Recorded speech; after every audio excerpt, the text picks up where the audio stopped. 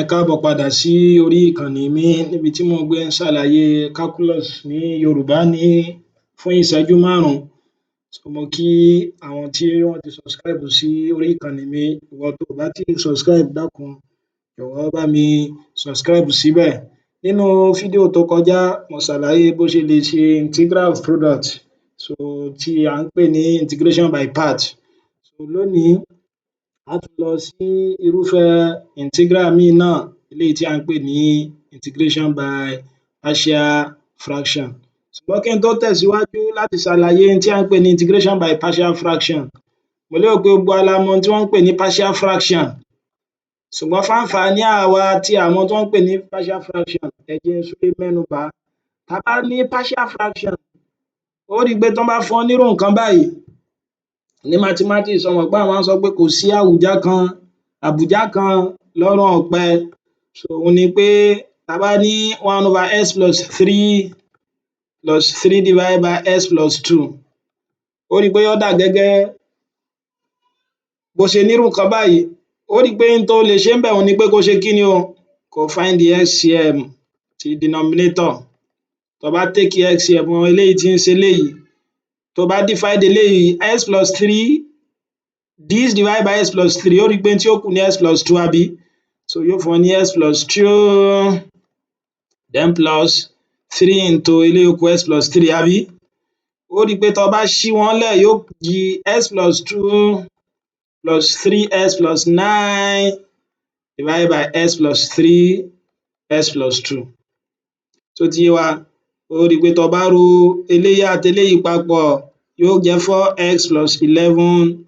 divided by x plus 3x plus 2. Ó jẹ́ bó ṣe jẹ́. Ohun tá a ní yìí òun là ń pè ní kí ni o? Òun là ń pè ní partial fraction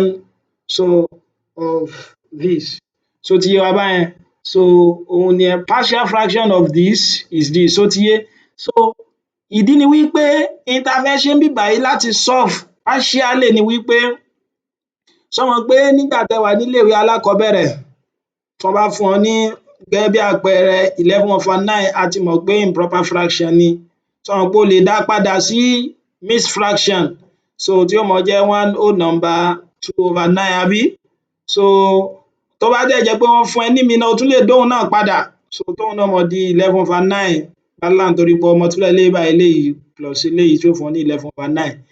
Ohun tá ń pè ní partial fraction ni pé ọgbọ́n tó jẹ́ pé a fi lè dá kiní yìí fraction yìí single fraction yìí a fi lè resolve ẹ̀ partially láti fi get irú eléyìí. Torí tàbí ṣùgbọ́n kò sí tàbí ṣùgbọ́n o lè rí àwọn integral míì tó jẹ́ pé òun náà ó wá ní in terms of fraction tó dẹ̀ sì jẹ́ pófin tí mo ti ṣàlàyé síwájú wípé tó bá ní integral f prime of x over f of x dx tó jẹ́ pé kò ní lè ṣiṣẹ́ fún torí ẹ̀ ni a fi ń ṣe partial fraction. Okay now, ìgbà tá a ti mọ̀ bẹ́ẹ̀, ó rí i pé ìgbà tá a solve eléyìí, tá a solve 1/x plus 3 plus 3 divided by x plus 2 àbí? A ló fún wa ní kí ni o? 4x plus 11 divided by x plus 3. Ó yá ẹ jẹ́ á ṣe é ká wò bóyá ká resolve ẹ̀ ká wò bóyá á get fraction yẹn padà. Mi ò ní lọ mẹ́nu bà á púpọ̀ torí ó yẹ kí ẹ ti ṣe é sí ẹ̀yìn ní ilé ìwé alákọ̀ọ́bẹ̀rẹ̀, ṣùgbọ́n jẹ́ n sáré summarize ẹ̀ fún ọ wípé tó o bá nírú àwọn nǹkan báyìí, tó o bá nírú ọ̀nà báyìí, nínú ọ̀nà tó padà máa gbà tó fi resolve ẹ̀ partially ni pé o gbúdọ̀ kọ́kọ́ wo òkè ńbí báyìí tí ń ṣe numerator rẹ.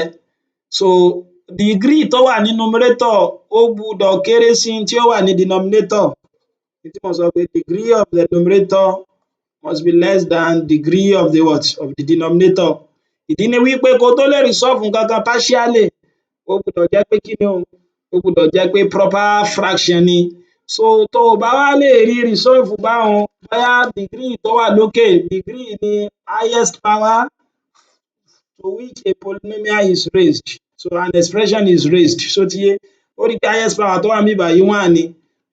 quadratic expression leléyìí power rẹ̀ degree rẹ̀ yóò jẹ́ 2 ni. Ọlọ́run ti bá wa ṣe é torí degree tó wà numerator ó kéré sí denominator. Ṣó ti yé wa báhun? Tó bá ti rọrùn báhun, so òun nìyẹn wàá wá factorize prime factors wọn tó ti yé wàá factorize wọn so ohun tó ṣe ń bẹ̀ náà ni pé kí ni o ó rí pé tó bá wo eléyìí nísìnyí kó tó dì báyìí so ó rí pé bí méjì ló gbà wá so ti yé báwọn x plus 3 yìí òun ni x plus 2 ní òun ni ó mì pé mo lè sọ pé sọ́ọ̀mù nǹkan méjì ni àbí tó jẹ́ pé alákọ̀ọ́kọ́ rẹ̀ jẹ́ kí ni o x plus 3 so x plus 2 so ti yé báwọn sọ pa ti kọ́kọ́ mọ̀ eléyìí òun rọrùn láti mọ̀ ṣùgbọ́n méjèèjì yìí tá a mọ̀ so ó wá fi ṣe a àti b so ti yé báwọn so ohun tó fi resolve ẹ̀ nìyẹn ló fi rewrite ẹ̀ nìyẹn in general ó ní pé tó bá ní linear factor báyìí so ti yé báwọn bóyá as plus b so then tó bá resolve ẹ̀ yín tó mọ̀ get ní kíni o a over as plus b so ti yé báwọn a over as plus b so tó bá jẹ́ pé n tó ní náà ní bóyá x plus a x plus b x plus c ó bùkátà láti dára rẹ láàmú yóò mọ jẹ́ kíni a over x plus a plus b over x plus b plus c over x plus c so ti yé báyẹn alákọ̀ọ́kọ́ nìyẹn ẹlẹ́ẹ̀kejì ni pé tó bá ní repeated factors with repeated denominator bóyá bó bá nírú nǹkan báyìí as plus b squared sọ pé eléyìí ò tiẹ̀ lè kọ́ as as plus b over as plus b o gbọ́dọ̀ sọ pé a over as plus b plus a over as plus b o so ohun tó wọ́n mọ jẹ́ ni pé a over as plus b then plus b over as plus b squared even tó bá yẹ pé mẹ́ta ló pé so ti yé má dára ẹ láàmú tí ó mọ jẹ́ kí ni o a over as plus b over as plus b squared plus c over as plus b raised by 3 so ti yé báwọn so àwọn fún factor yẹn so tó bá ní quadratic factor so gẹ́gẹ́ bí àpẹẹrẹ onírú nǹkan báyìí as square plus bs plus c ní denominator rẹ ó mì pé general kíní tó mọ ní òun ni pé kíni o tòkè yìí yóò máa jẹ́ as plus b divided by as squared plus bs plus c jẹ́ n fún ọ lápẹẹrẹ so bóyá nísìnyí mo ní x divided by x plus 1 then o tún ní x square plus 4 kò ní láti dára rẹ láàmú ó mì pé ọkọ máa ní a over x plus 1 which is the linear factor then plus torí pé lè jẹ́ quadratic fraction òun mọ̀ jẹ́ kíni bs plus c divided by x square plus 4 eléyìí ni à ń pè ní kíni o èyí là ń pè ní partial fraction so kò mọ́ gbàgbé so tá bá wá lo èyí tí mo kọ yìí tá bá fẹ́ fi ṣe question wa tó wà lókè yìí so ti yé wa báwọn so a ti mọ̀ pé eléyìí 4x plus 11 x plus 3 over x plus 2 òun ló fún wa ní fraction tó wà lẹ́gbẹ̀ẹ́ òun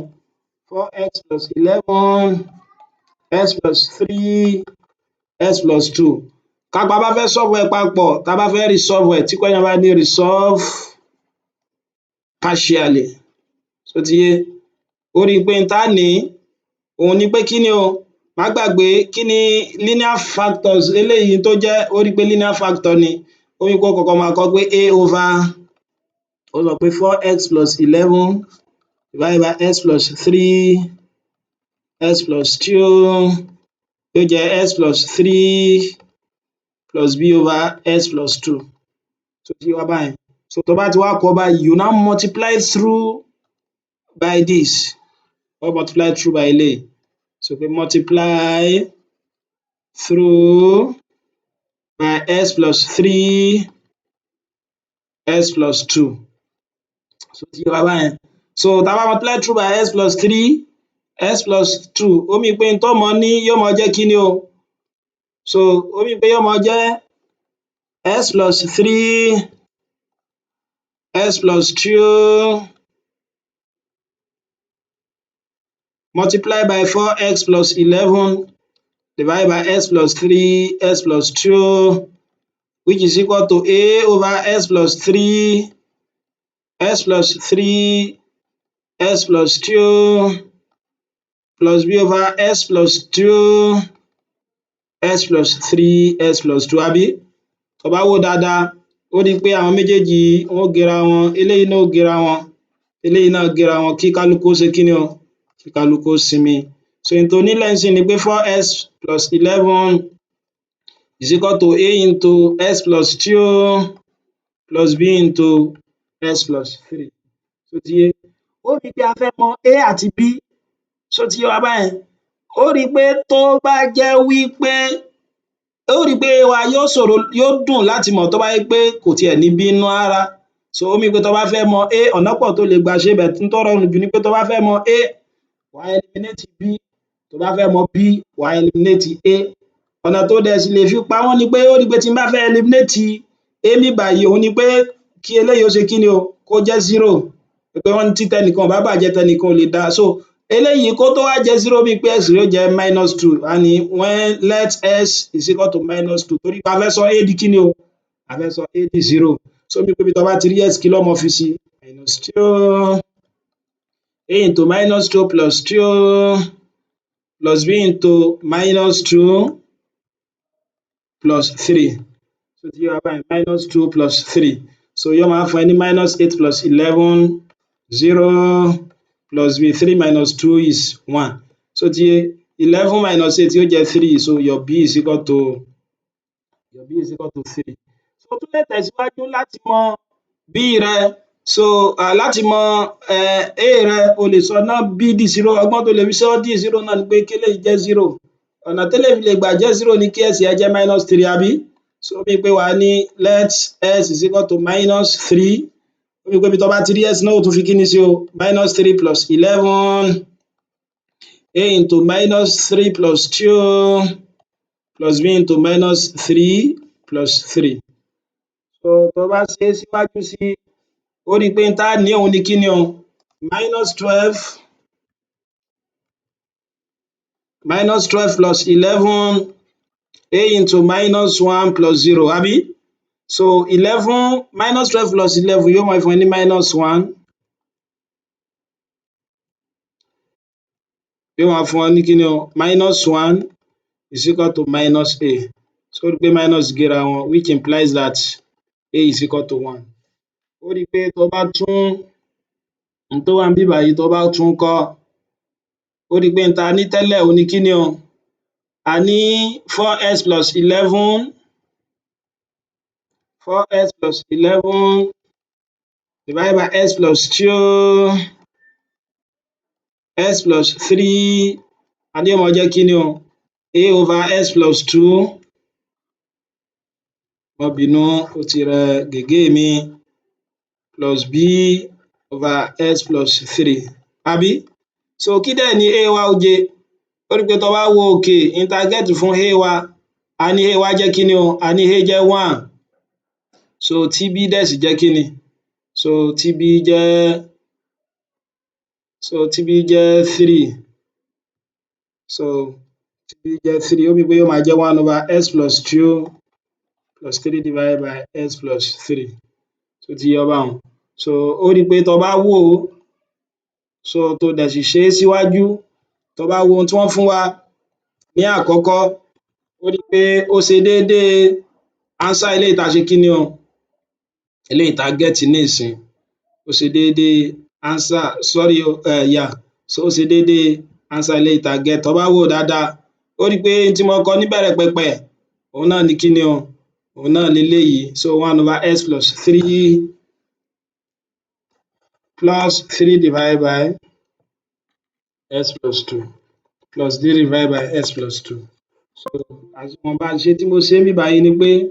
mi ò kọ kiní yẹn bó ṣe tò tẹ̀léra wọn, so ẹ jẹ́ n tún kọ. So ó mean pé x plus 2 ló ṣáájú, so tí x plus 3 sì tẹ̀lé, so x plus 2 ṣáájú tí x plus 3 tẹ̀lé, but ìwọ gan ó ti máa rí pé nǹkan kan náà ni yóò máa ṣe kí ni, nǹkan kan náà ni yóò máa fún wa, má jẹ́ á wulẹ̀ parẹ́ kó má da ara rẹ láàmú. So eléyìí ni answer bó sì ṣe máa resolve ẹ̀ partially nìyẹn. So ẹ wá jẹ́ n fún wa ní àwọn àpẹẹrẹ míì, bóyá èyí tó bá jẹ́ eléyìí olópo púpọ̀, so eléyìí tó bá jẹ́ olópo púpọ̀, so òhun náà ni pé, ṣùgbọ́n ká tiẹ̀ tó lọ, so ká kó fẹ́ ṣe eléyìí pẹ̀lú integration, kí wọ́n bá fún wa ní integral nísìnyí bó jẹ́ 4x plus 1 divided by x plus 2 x plus 3. Ó rí i pé n tí ó jẹ́ nísìnyí ni pé kí ni o, a mọ̀ pé a ní dx àbí? wàá tún kọ ìgbà tó jẹ́ pé a ti mọ̀ pé eléyìí òun ló fún wa ní eléyìí àbí so bí pé yóò jẹ́ a over x plus 2 plus b divided by x plus 3 àbí dx so ti yé wa báyẹn so a dẹ̀ ti mọ̀ pé a wa náà ó jẹ́ 1 àbí so tí b wa dẹ̀ sì jẹ́ kí ni ó jẹ́ 3 so tó bá lo linearity property fún má bínú gègé mi ṣe àṣìṣe so tó bá lo linearity property fún so ó mean pé n tí ó mọ fún ọ òun náà ni pé kí ni o so wàá ní integral 1 over x plus 2 dx plus integral 3 over x plus 3 dx so ti yé wa báyẹn ó rí i pé a ti split ẹ̀ lẹ́yọ kọ̀ọ̀kan so má gbàgbé ọ̀gá ti ṣerú eléyìí kọjá mo sọ fún ẹ pé tó bá fẹ́ integrate nǹkan kan wàá gbé constant jáde a tún lè tún eléyìí kọ as what plus 3 divided by 1 over x plus 3 so dx ṣùgbọ́n tí mo ti sọ síwájú ni pé tó bá ní integral tó wà ní form of fraction níbo lọkàn rẹ ó kọ́kọ́ mọ lọ pé ṣé tí n bá differentiate tìsàlẹ̀ yóò fún mi tòkè kí ni derivative ìsàlẹ̀ ó rí i pé x plus 2 derivative rẹ̀ ó jẹ́ 1 ó ní ipò fún wa kí ni integral mi máa jẹ́ o x plus 2 so ti yé pẹ̀lú ohun tá a ti ṣe ní síwájú then plus kí ni integral eléyìí ó jẹ́ ó rí i pé tá a bá differentiate ìsàlẹ̀ tòun náà yóò fún wa ní tòkè ó ní ó jẹ́ ln x plus what x plus 3